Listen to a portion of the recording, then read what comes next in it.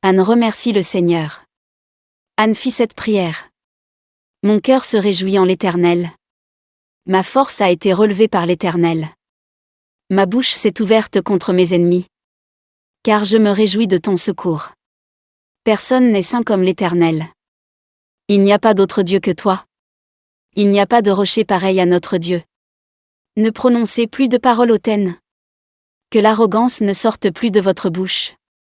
Car l'Éternel est un Dieu qui sait tout et qui pèse la valeur de toutes les actions.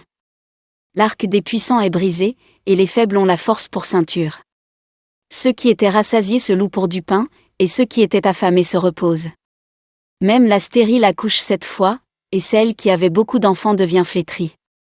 L'Éternel fait mourir et il fait vivre. Il fait descendre au séjour des morts et il en fait remonter. L'Éternel appauvrit et il enrichit, il abaisse et il élève. De la poussière il retire le pauvre. Du fumier il relève le faible, pour les faire asseoir avec les grands, et il leur donne en possession un trône de gloire. Oui, c'est à l'Éternel qu'appartiennent les fondements de la terre, et c'est sur eux qu'il a établi le monde. Il gardera les pas de ses bien-aimés, tandis que les méchants seront réduits au silence dans les ténèbres. En effet, l'homme ne triomphera pas par la force. Les ennemis de l'Éternel trembleront. Du haut du ciel il fera gronder son tonnerre contre eux. L'Éternel jugera les extrémités de la terre.